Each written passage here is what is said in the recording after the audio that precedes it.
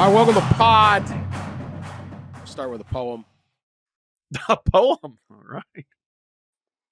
Once two strangers climbed old Rocky Top, looking for a moonshine still. Strangers ain't come down from Rocky Top. Reckon they never will. The fight song of the University of Tennessee includes the likely murder of two federal agents, aka strangers, who went looking for moonshine to bust the moonshine operation because corn won't grow at all on Rocky Top. Dirt's too rocky by far. That's why all the folks on Rocky Top get their corn from a jar. They kill the federal agents in the song. I think they pretty much have told you their intentions. Yeah, look out, NCAA enforcement. F around, find out. NCAA enforcement keeps trying to find out. The NCAA, per our Pat Forde, is investigating Tennessee again. This one for NIL violations as well, the basic thing. We'll get Pat do the details. This just months after they all agreed on an 18 level 1 violations, over 200 individual rule breakings that Tennessee admitted to in an effort to fire Jeremy Pruitt for cause. When it was to their benefit, they were good with the strangers. Yeah. When it is not, you ain't coming down from Rocky Top. The chancellor fought back on Tuesday. The attorney general of Tennessee, and he got his buddies across the hills there from Virginia to join in, flat out sued the NCAA, said, yeah, you can't enforce these NIL rules, even though we didn't break them. Pat, what's going on? Oh, a lot is going on. A lot. So, yeah, Tennessee, fresh on the heels of being fortunate to avoid a postseason ban, which would have kept it out of the Cheez-It Bowl, right? And might have allowed Iowa to even score if they'd played someone else in that bowl game. But they avoided a ban for last season because the NCAA gave them credit for exemplary cooperation and tacitly is trying to get out of the business of postseason bans. But lo and behold, there's another case now on the heels of one that the Committee on Infractions said was, quote unquote, one of the worst it had ever seen. Now we have an investigation of, impermissible NIL benefits to athletes in multiple sports. Not sure how many. But this was classified, this case was characterized to me by different people as quote unquote major, quote unquote big. So this is not a small deal, and the timing is especially potentially problematic for Tennessee since they are in the repeat violator zone, very, very freshly into the repeat violator zone, which can enhance the penalties. The big question is, can the NCAA actually enforce its own NIL rules? So far, the answer has largely been no. And as you alluded to, Dan, here, whether it's murdering federal agents, murdering NCAA investigators on a hilltop, or whether it's just absolutely attacking them in the court of public opinion, that's the approach. Nobody is scared of the NCAA anymore. And Tennessee is fighting back very publicly and very strenuously. Not only the attorney general, the governor weighed in on Twitter supporting the UT chancellor as well. So this is going to be, in the words of one fairly informed person on this, going to be a firefight of epic proportion. And we as a podcast are here for it. We are. I remember when the other previous Tennessee case was ongoing, in the NCAA had on the table the postseason ban. And, I think that the university was close to getting all involved in the state to help with legal approach if that were to continue. And they had the hearing, and the postseason ban was taken off the table, and so we didn't get to this point. But we are, with this case, obviously to that point. Tennessee's got everybody in the state, like Pat said, the governor, the attorney general, to come out and file suits in support of the university. It's just it's another NCAA rule being challenged by the courts, being challenged by a member school that, in a lot of ways, helped create the rules, and in now being challenged by the court because the NCAA, as the courts have said now for years, right, is running an illegal operation. That's how the courts view it, and this is just another one, right? We've had ongoing right now. We have the lawsuit against the transfer policy. We have the lawsuit for retroactive NIL and Alston payments. We have the lawsuit that athletes should get a cut of the TV revenue. And we have multiple complaints and lawsuits that would make athletes employees. But it's just about as chaotic of a situation in the landscape of college athletics that I think we've ever seen. When this lawsuit, this temporary restraining order, is granted, recruits will be able to sign NIL deals, before they sign with schools. Right now, as it stands right now, college athletes can transfer an unlimited amount of times because of the restraining order in the previous transfer case. And soon they may be ruled employees, and soon schools may owe $3+ billion in retroactive NIL. So all of these things are coming together to what I would say is going to trigger significant change. There already has been a lot of change, obviously, but all of these things are going to contribute to real significant change coming probably sooner rather than later. And this Tennessee case is, just another example of that, another kind of straw on the camel's back. All right. Well, we'll get to the courts, legislation, Congress, because this is where it's all headed. But let's go micro for now. The NCAA, Pat, they did not name Nico? No, the NCAA has not filed a formal notice of allegations yet. So, this is how they do things. They often file draft notices, which pretty well lays out what a school is facing. And present it to the school, right, Pat? And present it to the school. I think. Yes. And I mean, there's multiple ways around it. You can send it to the outside counsel so that the school can say, we haven't received it, and thus you can't FOI it and get it from them. You can lay it out more verbally. You can call it a draft notice. You can do a lot of different things. But so they have not publicly charged anyone. Okay, well, so let's say there was a Tennessee knows what they're facing. Let's say there was a quarterback from California named Rico. We'll throw a couple more in there, right? Some guy named Rico is from California, 5-star quarterback, and he just happened to commit to and is now already done a freshman. He's going into his sophomore year. He's going to be the starter for the Tennessee Vols, and he came from, and there was a lot of talk. He had this deal, Spire Sports. Would it be similar to that type of a case? A Rico, not a Nico, a Rico. It would be. It would be. Okay. So maybe even Chico, either one. Anybody, yeah. Or it could be Rick, it could be Nick, whatever. Imagine, just hypothetically imagine, a 5-star quarterback from California entered into agreement with a collective that is associated based in Knoxville, Tennessee. Yeah, it's kind of associated with Tennessee. I don't know. Who knows? Who can say? Who can say? Right? And he just happens to agree to this deal, and there's about a contract, and it's supposed to be $5 million and all this stuff, and you can get paid while you're still in high school.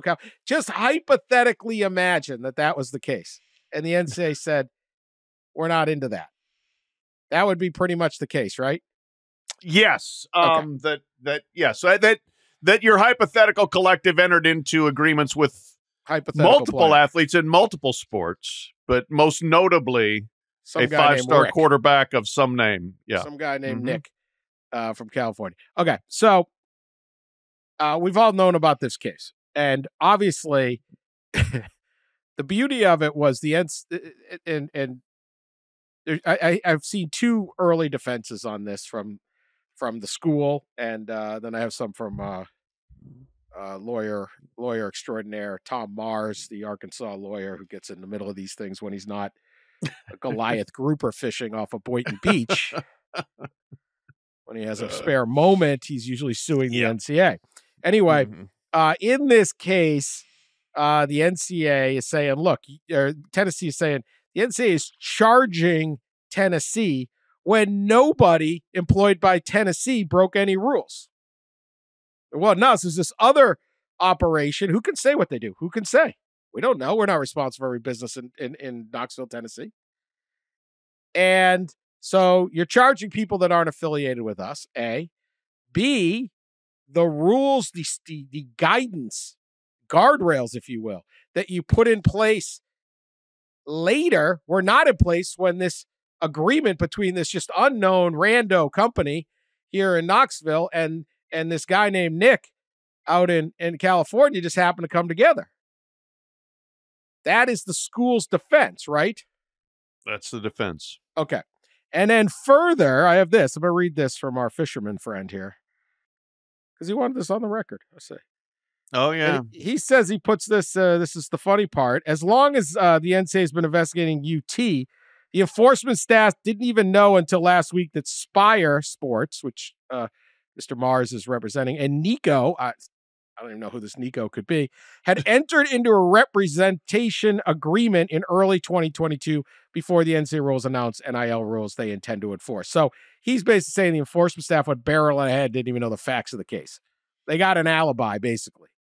Mm-hmm. If the NCAA were smart, they'd abandon the Tennessee investigation. But I suspect they'll keep sticking their head in the propeller until they draw another lawsuit or two challenging the UT investigation on other legal grounds. Just a hunch. Yes, the same counselor Tom Mars told me that he does anticipate more suits in the coming days. So, all right. So I'm going to backtrack. I believe it is quite fair to say that this whole thing was a absolute rush through the loophole and blatant violation of what everyone thought the NIL guidelines were going to suggest. The spirit of whatever rules there were or were going to be were completely violated by Tennessee, Spire Sports, everything. I don't think we're really saying a whole lot here. Yeah. But if there weren't any rules, what are you going to do? What's the NCAA say about that? Yeah, no, I mean, I think you are correct. That's where rubber meets road. I mean, if you go to the Spire Sports Group website, the top, it says, work with us, highlights events, join the volunteer club. Oh, there might be an affiliation there with the University of Tennessee. You click on that, you go to the volunteer club website, and lo and behold, there's Hunter Badur, who's the head of Spire Sports, at the beginning of all of their broadcast/podcast shows talking to the host about events that's going on to support Tennessee. So I think there's a connection there. And perhaps bringing Rick, Nick, Chico on a plane to Knoxville might be considered a recruiting inducement as opposed to just simply wanting to represent him in his professional future. So, yeah, look, the intent is there. But you're correct that what exactly were the rules? What exactly are the rules? Has anyone followed the rules? Trying to stuff this 900-pound genie back into a small bottle is incredibly difficult, and that's what the NCAA is trying to do. And with the urging of all the members, it's like, we've got to stop all these pay for play. We got to stop the transfer. We got to stop buying players in the transfer portal. Okay, enforcement says, all right, we'll try to do it. Here's what we got. Now everybody's like, whoa, you can't enforce those rules. That's the catch-22 here. Yep, that's been like the years-long predicament that the NCAA is in, right? Its member schools are voting and adopting and creating rules, and the NCAA's job is to enforce those rules. And once it enforces those rules, often the member schools, the same schools that were helping create the rules, push back or sue the NCAA for enforcing the rules they made. And that is a real problem, but it's probably part of the grander issue, which is the NCAA is too big of a collection of schools, and it needs to be a smaller group of schools to make rules that maybe make sense for them. And that's really the crux of this. The Spire Sports Group, likes, they contend that, they're a marketing agency that obviously manages the collective. I spent 2 days with them about a year and a half ago in New York City, where at the time they brought Hendon Hooker and I think a receiver to meet with people, marketers, brands, to meet with big brands in New York City. And I did kind of a profile on the Spire Sports Group. I mean, they are about as aggressive, I think you could say, as any collective in the country, or any manager of a collective in the country. In they certainly have a clear and obvious attachment. I don't think they move away. I don't think they try to avoid it to Tennessee. I mean, they have a staffer who used to work in the Tennessee athletic department. So there obviously is a connection there, but schools have been saying since day one, as the NCAA has started over the course of the last 2 years, clarify all these guidelines. They continue to come out every 3 to 4 months with a clarity of their NIL guidelines. And there's been a pushback on school administrators to some of those clarifications, including one that says at one point, you want us to not be involved with our school collective at all. But yet, if our school collective breaks certain rules, then we hold the responsibility and the punishment. Is that fair? And you see recently rules have started to change to allow schools to have more communication and relationship with their collective. So look, it's just been a really complicated 2.5 years of murky NIL guidance, ever-changing and evolving landscape, and it makes very difficult the NCAA to apply and punish anybody for these things because it's so murky. Now, I will say the Florida State case probably is a little different in that they had evidence that a school employee, a coach, drove the guy over there, drove the athlete, the prospect who was a transfer, to a meeting with a collective. Of course, according to new clarification of rules, that would never be illegal to drive a prospect over to a collective, but to drive an athlete over to meet with a collective now is legal according to the new rules. So again, things do continue to change. I think from the NCAA standpoint, one thing that hasn't changed, they will say, is you can't induce and you can't tamper, and you've never been able to, and that's what they're pointing to. You can't do those things. Of course, Dan would probably say, why can't you? Oh, I always do, yeah. I just like the Florida State thing is all based on, like, you just called them a $6 Uber. I mean, how long you drive all the way across Tallahassee in like 5 minutes? I mean, like, what do we? Oh man, you and I did drive across Tallahassee one time. We've done a few times, I think, right? Yeah. I don't know. Yeah. So, like, when it first started, NIL hit. Remember, it was like midnight. It was like some summer night, and like those. The Cavender July twins 1, already had a deal at 12:01:01, and I was like, what's going on? And some schools are like, we're not doing this because we're not sure what's going to happen. They were cautious schools. Yes. And it was a lot of like Ohio State, Michigan, Notre Dame, very cautious, the kind of more old school ADs. They're like, I don't know, we don't want to jump in. That's going to be a violation. We're going to sort. Tennessee just they just went charging ass in. They were like, let's go. Right. Yeah. We'll take the false start We'll risk it. We're going to time that. We're going to try to. It's the old time the snap. Yeah, leap the kick and block the Tennessee, field goal. A&M, Miami. Yeah, our favorite renegades. Our favorite renegades just were like, hey man, doesn't say you can't do this. I read that law and it don't say this. Well, it's going to. We'll see.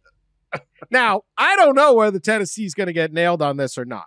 My guess is they are not. I think they're probably going to be able to get away with this. But again, in the spirit of the rule that came out later, I think we know what happened here. I don't. Yeah. This will get parsed down, but I think I know what happened. And this could be a massive thing. I mean, if the NCAA wanted, they could death penalty Tennessee. Yeah, that's the thing. Is if they could actually prove the violations and get a committee on infractions to agree with it, then the penalties could be massive here. But we are a long way from those things happening. I don't suspect that will happen, but it is repeat violator. It was 6 months ago. Yeah. And it says prohibition on all outside competition in the sports involved in the latest major violation for one or two sports seasons, prohibition of all coaching staff members in the sports from involvement directly or indirectly in coaching activities, the elimination of all granted aids and all recruiting activities in the sports involved in the latest major infractions. I mean, these are the top two penalties for a repeat violator case. We were talking last one about Michigan. They're going to have to maybe get creative. Yeah. You don't have to get creative here. No. Right? I don't think they're going to do it. I don't think they have the courage. Hell no. I don't think they're going to. Way. No, but it's laying there. So, it's laying there. I mean, yes. They are supposed to. Let me put it this way. They're supposed to. Right? They won't, but they're supposed to. No, because the Southeastern Conference and ESPN would absolutely wage war with because you're messing with the TV product then. Oh, yeah. Not going to happen, but it's like if we're going to get down to technicality. So, very interesting case. Yeah, it could certainly revive interest in the postseason ban, which, every time you talk to NCAA people, they're like, no, it's still a penalty. It's still a penalty. And we're like, yeah. But in this case, it really could be. During the course of the last 2 years, just reporting about all these clarification of the NIL guidelines, I remember one of the clarifications noted about, retroactive punishments, going back, I think it was the spring of 2022, the NCAA released clarification about how they could retroactively punish if you've broken these rules, even before the clarification.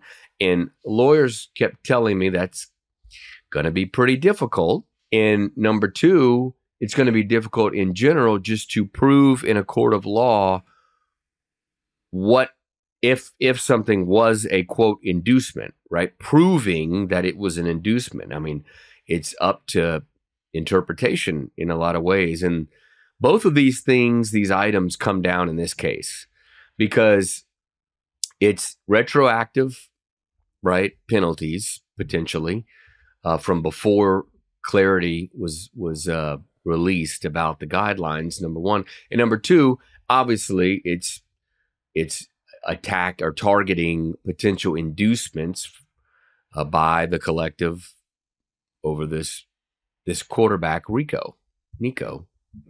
And so can they prove that in a court of law that something was inducements? And can you retroactively punish schools for something that they weren't really at the time, especially not involved in with the collective? So I'm with kind of Dan here, right? It would probably shock me if Tennessee actually suffers some serious penalties because of these. And I am assuming, just like the NCAA transfer policy, a judge will grant the temporary restraining order, and all athletes across the country will be able, prospects and recruits will be able to sign NIL deals before they enroll and get, quote, inducements. We'll be back after this message. Yeah, so let me get to you got anything else on that, Pat? Well, I got a lot else on this, but go ahead and go, and we'll kind of get to what I'm thinking. Yeah. So This is an example of what I talk about, why that there should be no guardrails. And I've said all along, they're wasting their time trying to, we need guardrails, we need this rule, we need more rules, we need this, or that. They're not going to be able to enforce any of them. They're not going to be able to catch people. Everything in life is an inducement. Everything in life is tampering. How do you induce any employee from coming to your thing? How do you induce anything? Just everything's an inducement. It's at the they have spent the last 3 years and the last 5 before it listening to their football coaches and their basketball coaches who they have to stop. These people are high functioning people who are not they lack a breadth of experience and intelligence. They're very good at certain things. They can be very smart people, but these are absolutely highly complicated issues. They are very, very important issues. The entire system of college athletics is riding on managing this entire bouncy waters properly. And we're spending way too much time because a coach is upset that he lost a recruit. And they have to stop with the tampering and inducements. So the NCAA is going to waste time, energy, lawyers, money, trying to catch Tennessee on an inducement, and they're going to fail. The whole thing's a waste of time. You're just chasing your tail around. Your town is overrun with meth, and you set up a speed trap to catch the tourists and $75 tickets. It requires real leadership, and somebody's got to tell the coaches to shut up and stand in the corner and collect their check. I don't care if you don't like it. The inducements are happening. There can't be guardrails, and we're going to get to it in this lawsuit. Give it up. I've been yelling at you this forever. No guardrails, no rules. Is there really anything bad that happened in college athletics because a guy named Nico is playing at Tennessee opposed to a guy named Nico playing somewhere else? No. It's not bad. Somebody has to look on the macro and not listen to coaches and on-campus complaints about the small stuff, because this is the perfect example of the utter stupidity of trying to create guardrails and everyone believing there needs to be guardrails. This is a complete waste of time, and all you did was piss off the attorney general in Tennessee and Virginia, and now you got a federal lawsuit that's going to blow you right out of the water. Somebody's got to do this. Yeah, we'll see who the somebody is, but I almost suspect that the attorneys general of those fine states listen to the podcast, because this is some of what you just said is what's in the lawsuit, specifically from the lawsuit. It's like a coach looking for a new job and freely talking to many different schools, but being unable to negotiate salary until after he's picked one.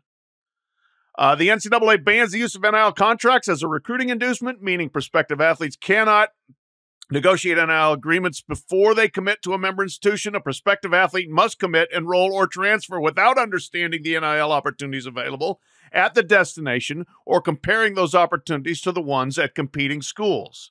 The NIL recruiting ban limits competition and artificially decreases NIL compensation that college athletes could otherwise obtain in a free market. I think they listen to the pod. They're just smarter than the people listening to the coaches. Yeah. Again, I'm not saying I want any of this. At some point, you have to step back and go, it's coming. Right. And I think and Ross wrote that basically yesterday. Yes. And you have to stop with the easy. How many years have we heard about guardrails? They're not going to work. No. They were never going to work. I go back to, I pulled this up to try to get some quotes, and they're unbelievable. I almost forgot how good it was. June 21, 2021. Alston case. Supreme Court goes 9-0 on the side of Sean Austin and trying to get his academic award money, right? Academic award money. And Brett Kavanaugh, Justice Kavanaugh, does a concurring opinion that is like when Sean Anderson, our producer, is working as a bouncer sometimes. Sean, I imagine you throw a guy out of the bar and you say, if you come back, I'm really going to kick your ass. Yeah. Yeah. Naturally. Naturally. I'm nice now. Just leave the bar. You show back up here, I'm kicking your ass. And now, I reread this thing. I would take 5 minutes. You can read the whole thing, but like, specifically, the NCAA states colleges may decline to pay student athletes because the defining features of college sports, according to the NCAA, is that student athletes are not paid. In my view, that argument is circular and unpersuasive. The NCAA couches its argument for not paying student athletes in innocuous labels. The labels cannot disguise reality. The NCAA's business model would be flatly illegal in almost any other industry in America. All the restaurants in a region cannot come together and cut cooks' wages on the theory that customers prefer to eat food from low-paid cooks. It gets to the end. It turns out some or all of the NCAA's remaining compensation rules violate the antitrust laws. Some difficult policy and practical questions would undoubtedly ensue. Among them, how would paying greater compensation to student athletes affect non-revenue-raising sports? Could student athletes in some sports but not others receive compensation? How would any compensation regime comply with Title IX?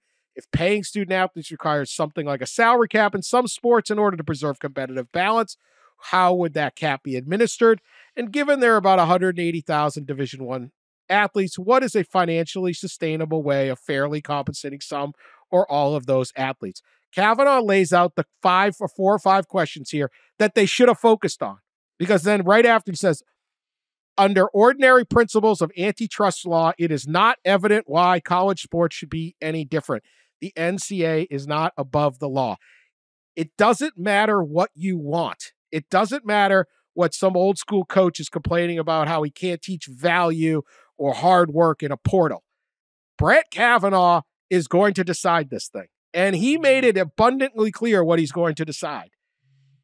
And rather than react to the most important person in the country who's going to decide everything and saying, that's his opinion, maybe we should follow his guidance, they all sat there and said, well, screw that guy. He doesn't understand.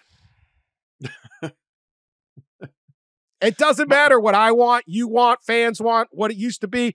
Doesn't matter how Woody Hayes would have done it. Doesn't matter. Brett Kavanaugh is in charge of this thing. Right. And frankly, what it's ultimately going to be, and again, like Ross said, that probably the smart thing to do is to just jump in and embrace the professional model.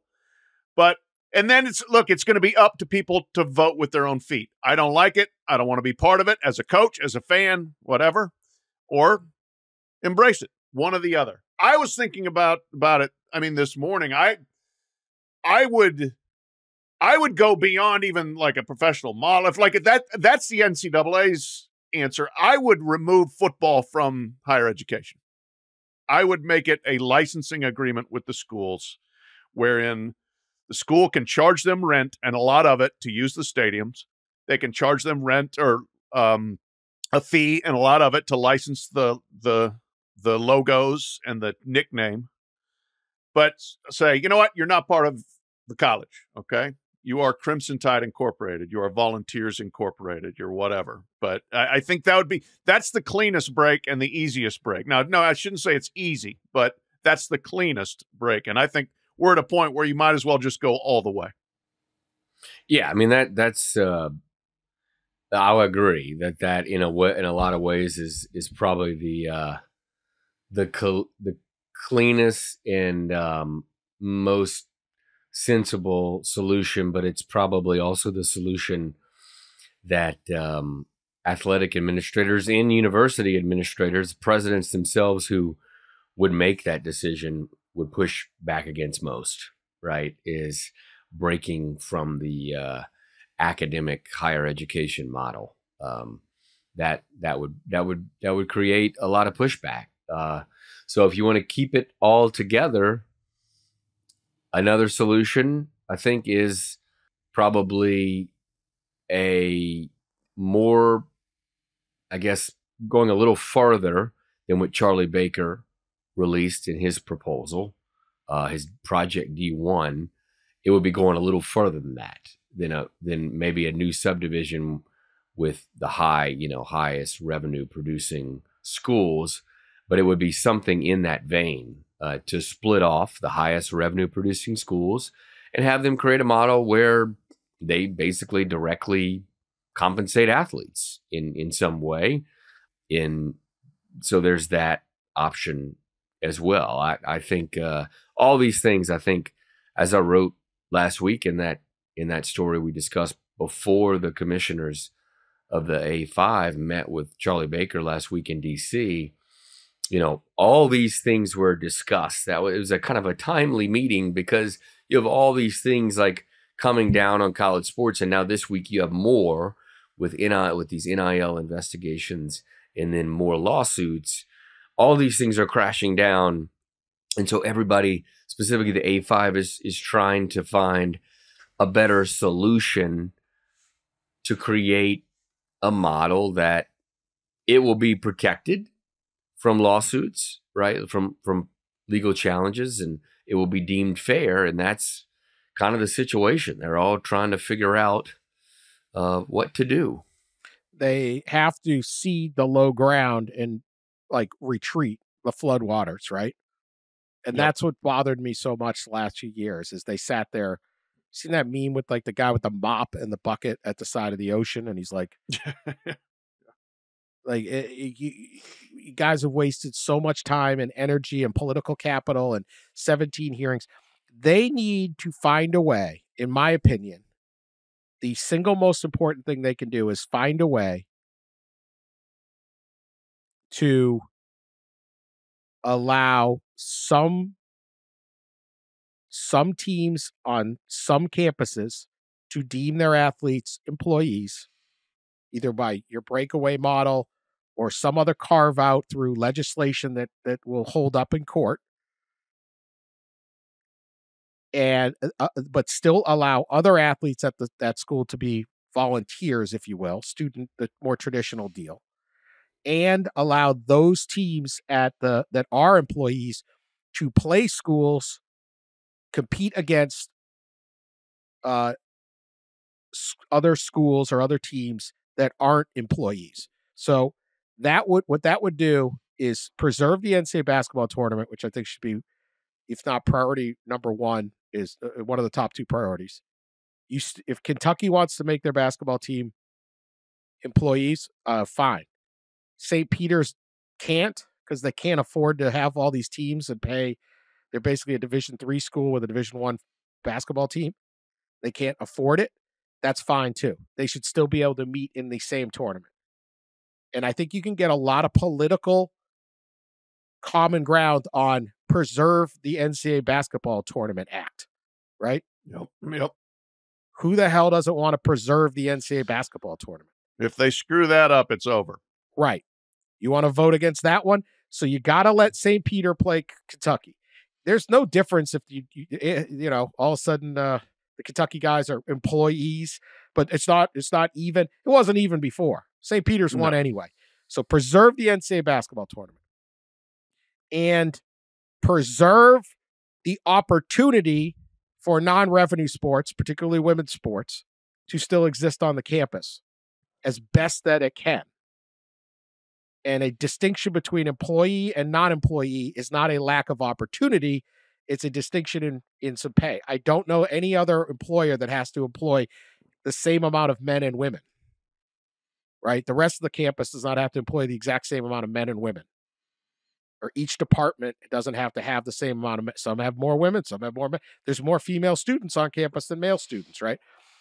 You have to find a way around that. And by allowing some schools to not have employees, you preserve Division II and Division III. I don't think it's the biggest priority, but who the heck there's no harm in Division III athletics. Let those schools play, let Division II, right? And you basically can let schools determine who they want to make employees and what they can afford. And if they sit there and say, we can only do football, we only do football. If you say we can only do 50 football players, they only do 50 football players. They want to do men's and women's basketball, but there has to be real discussions about how these things are different. Some sports aren't profitable. Some sports are. There's other value. Like I saw this, like there was some kerfuffle about, Ole Miss basketball. Someone pointed out Ole Miss women's basketball lost $8 million a year, and the coach got all mad that it got pointed out. Well, it did. That's okay.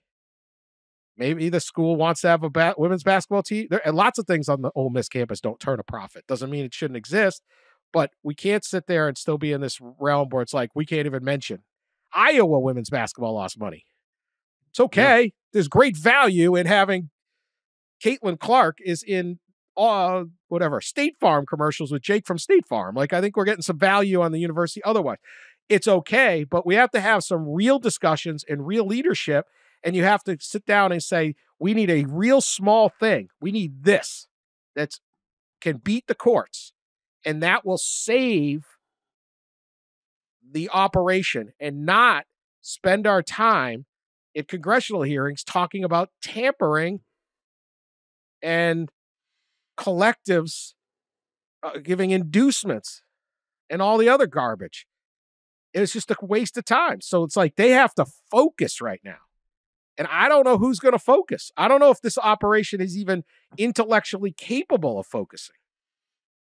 That's the question. I was talking to actually one of the most prominent former coaches we've ever had in college athletics earlier this week, and his point was, we need to call a meeting of the crime families, basically the 5 families, i.e. the power conferences, but who even calls the meeting?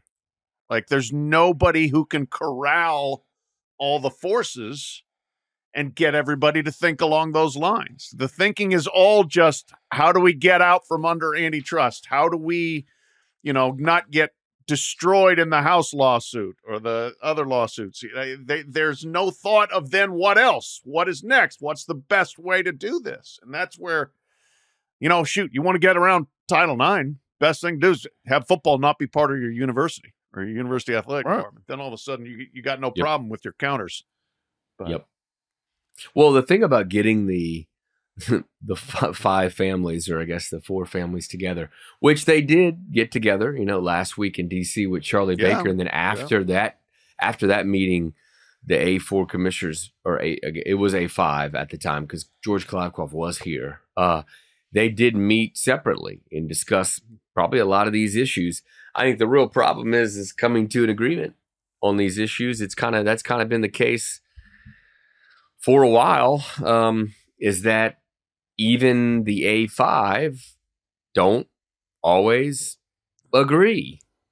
They don't agree. And everybody's got different resourcing and everybody's got a different mission and geographic kind of cultural ideas and all that stuff. And so they don't necessarily always agree. However, I think that they're starting to come to an agreement or starting to realize they have to begin gaining consensus. I think we're starting to get there. And it starts with a solution to settle the House, as I wrote last week, right? It's coming up with a model that will serve as a solution to settle the House case and get protected by a judge there and have it maybe eventually codified by Congress. And they've got to settle on something. But they're still fighting if my son Michael is hit by a bolt of lightning, if I'm a superstitious man, they're still going after Tennessee. And I guess they can be distracted on one side or the other, but it is this ship is not pointed in the right direction. Maybe we get there, but somebody's got to be serious. It's too important to keep sitting there with the same old garbage. It's not going to work. Right. Well, the thing is, they're going after CFP because guess why? Because partly A5 schools and presidents on these boards have encouraged the NCAA enforce these rules. And that's why I don't believe that they're serious. Yeah. At some point, you got to sit there and say, all right, it's over. And I pledge on my grandchildren, I will not break the peace. Like, it's over. Tennessee got away with it. We can't keep arguing for guardrails and then sit there and have any understanding that there aren't going to be any guardrails. You're going to lose all of these cases. This is a federal lawsuit. It's going to Kavanaugh. He couldn't have been more clear. Yeah, no, the when the attorney generals are ready, like, to fire very quickly on this, they were waiting for this investigation for the NCAA to tip its hand about the investigation. Right, exactly. And then they let the politicians get a day, and then they came guys are dead. This reminds me, and I mean, like, NCAA enforcement, bless their hearts, they are so painstaking about doing what they do and putting together, a notice of allegations. And it's like all right, you remember, I'm dating myself here, but Indiana Jones, Temple of Doom, the sword fighter guy that's, got all these fancy sword moves, and he's practiced, and he's a practitioner of the art of the sword fight. Well, what if you're placing the guy with a gun and Indiana Jones just pulls out the gun and shoots you? There is no sword fight. That's what this feels like. It's like, okay, we have worked for months in painstakingly putting together a notice of allegations. Oh, and now everybody, here comes an absolute stampede of pushback. And I don't know whether they were expecting it or know what to do with it. Yeah, they're doomed. They're doomed. It's antitrust. It's just as clear as day. It's clear as day. All right. Anything else on this, or should we get to some basketball? I got 90 seconds. Right, 60 seconds, maybe. Go ahead. I do think it is precious that Dondi Plowman, the president of Tennessee, was congratulating herself and her university on, when we do things wrong, we recognize it and we do something about it. And in this case, we're not wrong. They did so. They recognized it because they wanted to get out of paying Jeremy Pruitt like $14 million or whatever the number was. 13 mil. Yeah. So they paid a $6 million fine instead of made $7 mil. They couldn't catch any of the wrongdoing while it was actually happening. But afterwards, when you will need to get rid of the coach, whoa, we got him. We'll admit it when we're wrong, when it'll help us. Now, no. Anyway, that's all. Yeah. It was precious. Bless their heart. Yeah. Bless their heart. All right. It is a huge weekend for college basketball. If you haven't spent that much time watching college basketball, you've been more into the football or NFL playoffs or whatever, just tune in Saturday. I mean, it's about as good as you can get for like, it's almost like a football Saturday, right? Yes. We have got, hold on, let me get all of them, but we have got throughout the day, UConn at St. John's. UConn's number 1. Should be rowdy at St. John's. Great game. Houston at Kansas is at 4. That's at noon. Houston at Kansas. Big 12 matchup. Number 4 versus number 8. That's at 4. Iowa State's at Baylor at 8. Tennessee, Kentucky is at 8:30. Tennessee at Kentucky, number 5 and 10. And then you got Duke at North Carolina at 6:30. Especially Saturday night. 3 great games, particularly Duke, Carolina, and Tennessee. Kentucky is a bunch of other kind of fascinating games throughout, but you could sit there all day and watch college basketball and get up to snuff. I have not followed it enough. It is a very tough season for top 10 teams. I think we're on pace for a record number of top 10 teams to lose. And I don't know, but I wonder if that's NIL spreading the talent out as well. Because like Tennessee's 5th in the country, they got 5 losses. Carolina's got 4. There's a lot of losing going on. It's a much more level playing field, but I can't get a whole lot better than back-to-back Duke, Carolina, Tennessee, Kentucky. Yeah, it's going to be fantastic. Houston, Kansas too. I mean, Houston's come into the Big 12 and is bossing people just like they did in the American Athletic Conference. I watched them beat the Horns down the other night in OT. Yeah, that was a heck of a game. It's wild. A lot of stuff happened. But yeah, it's a really level playing field right now. Usually by now, like, we got a undefeated team maybe still hanging around. Not only do we not have an undefeated team, we don't even have a 1-loss team. It's still January, and the fewest losses anybody has is 2, and that's amongst 7 teams have 2 losses, including Will Wade's McNeese, whatever they are, Broncos. Cowboys, I think. Cowboys. Okay. Some with a horse and you ride a horse. Yeah. Okay. But no, I would imagine there's NIL as a factor, transfers, people just moving a lot. Yeah. And who can pull together a roster and make stuff work. So it's going to be a fascinating day Saturday. Another underrated game Saturday, Missouri Valley, Drake against Indiana State. They both should make the NCAA tournament. They both should win games in the NCAA tournament. We'll see if the NCAA will let two of them in, but I went and saw Indiana State play in person last Saturday. Awesome atmosphere. Best that place has rocked maybe since Larry Bird was there. They shoot the hell out of it. They shoot 41% from 3. They shoot 61% from 2. They shoot a ton of threes. They play fast. Like, if you just want to watch an entertaining team play an entertaining style, that's two teams right there, Drake and Indiana State. Put that also on your Saturday docket. Ross, I know you love basketball.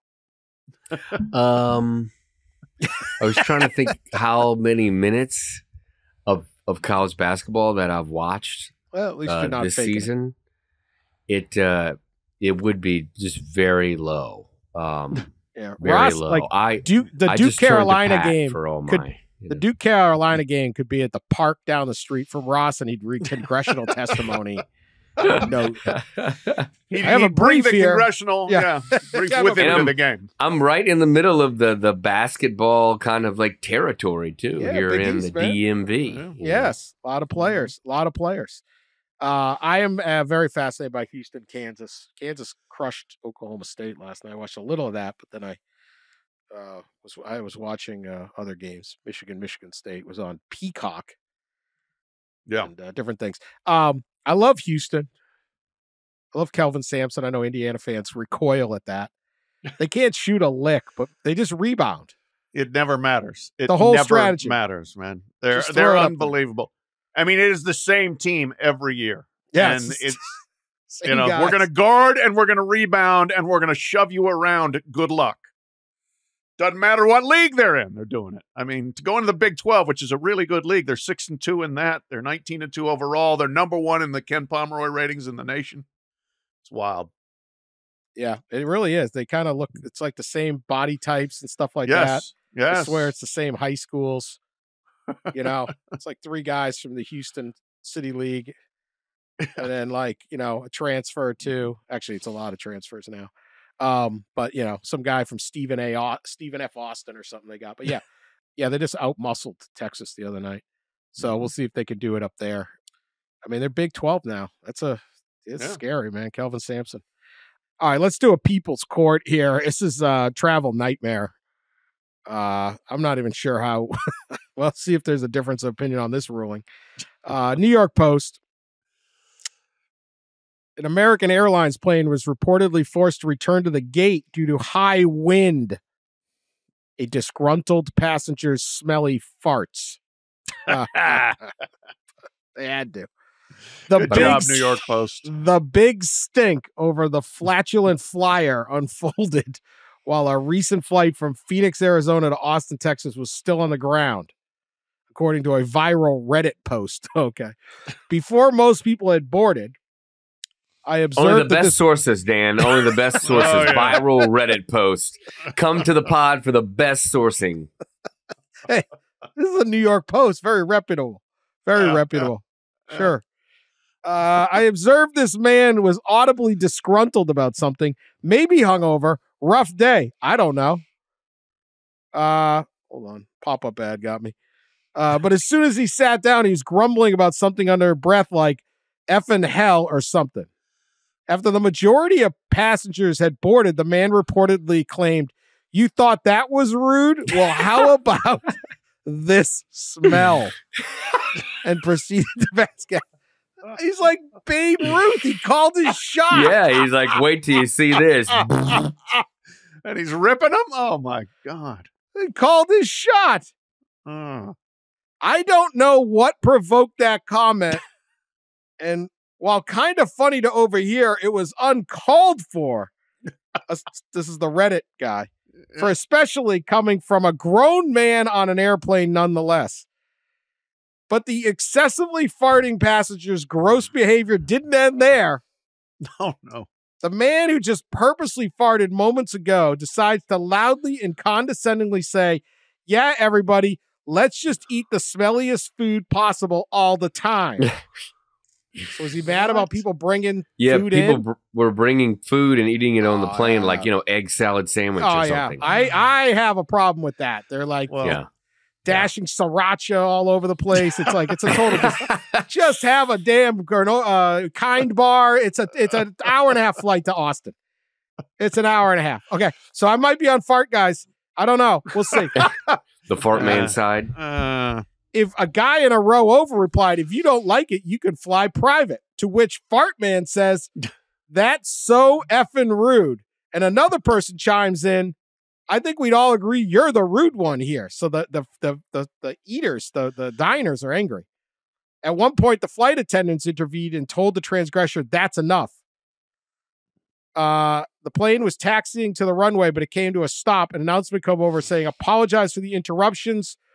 We're returning to the gate. We'll give you more info. We get back to the gate, and a flight attendant comes back and informs us that Fart Man, that he will be not staying on this flight. He simply replies, I don't understand. She tells him to talk about it off the plane. The man grabbed his bag and got home. We all breathed a sigh of relief when he was removed. I think most people were on edge. Breathe the sigh of fresh air. Yeah, some people said he missed his chance to say smell you later. No. All right, so that's the case. Justice Forde, who is in the wrong? Fart Man or the smelly diners?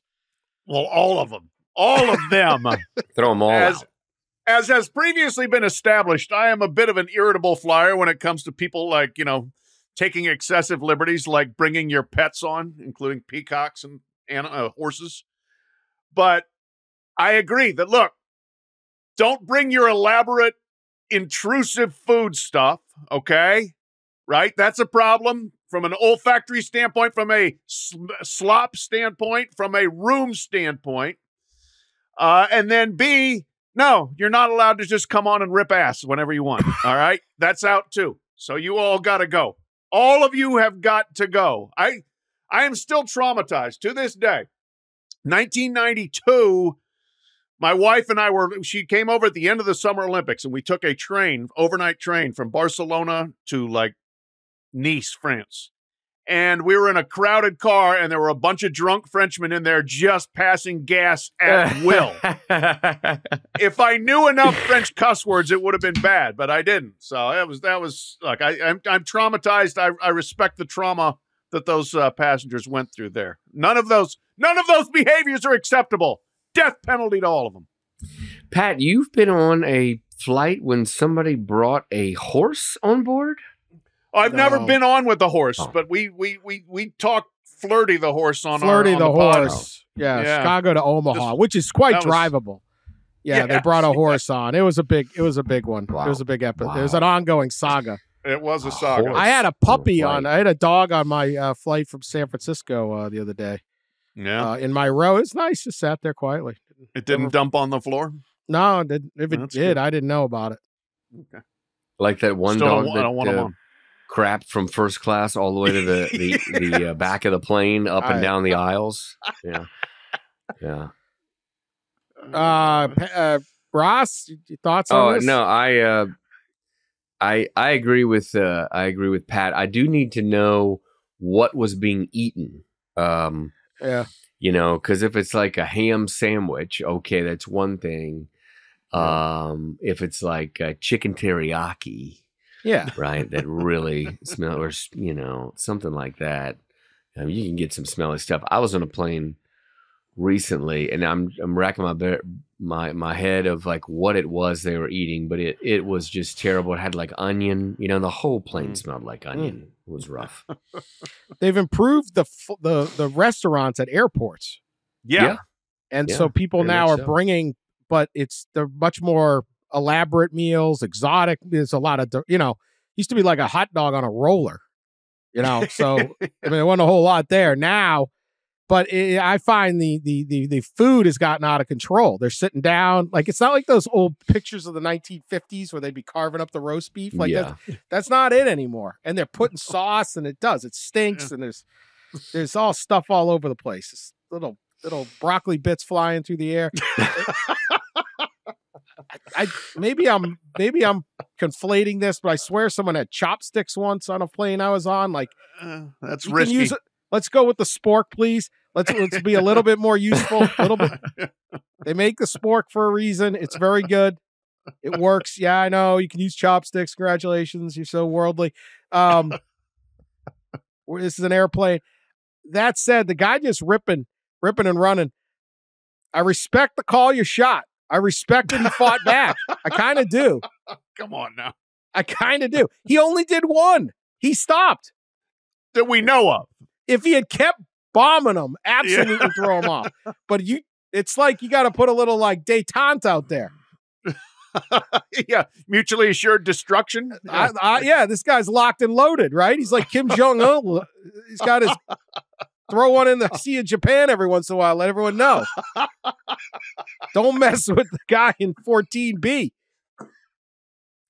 I don't know. I'm just saying, rude, yes. But I want to hear more. This man is not a vigilante, man. He's the problem. Yes, he's the problem.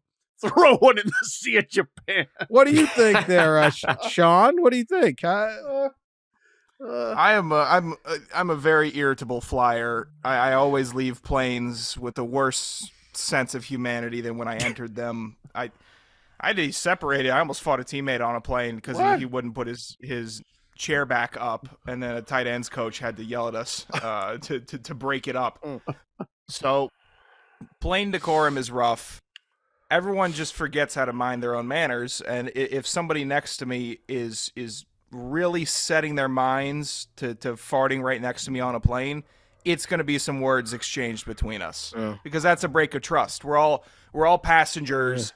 It's 2 miles in the air, or however high we are in the air. We all need to trust each other a little bit better. And if you're doing that, I can't sit on this plane with 5-6 miles. Yeah.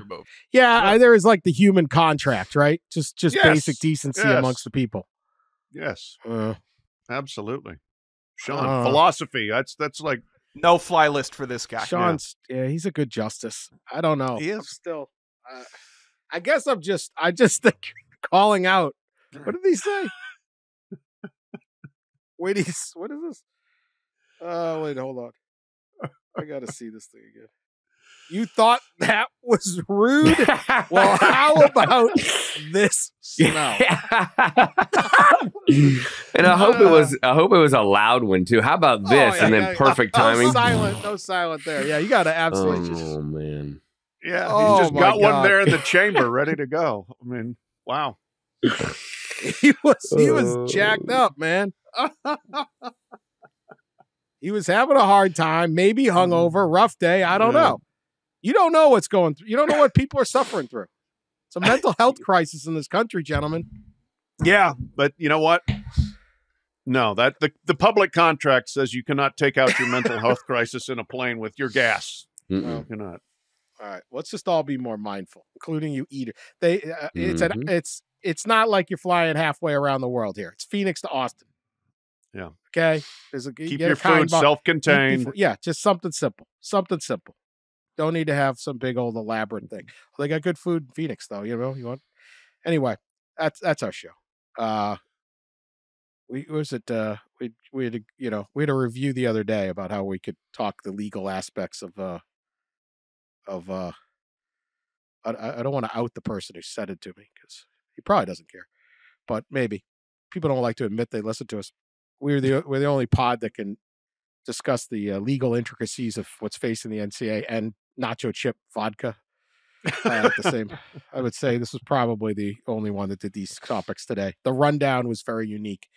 So we hope you love it. Appreciate everyone listening, sticking with us the off season. Plenty going on, to say the least. We will be back next week. We'll do our Super Bowl edition where we talk about all the guys from the Super Bowl when we covered them in college. Always good times. And who else? Who knows what else? Who knows who's suing who? Who knows what Tennessee's up to next? Miscreants. We'll talk to you later.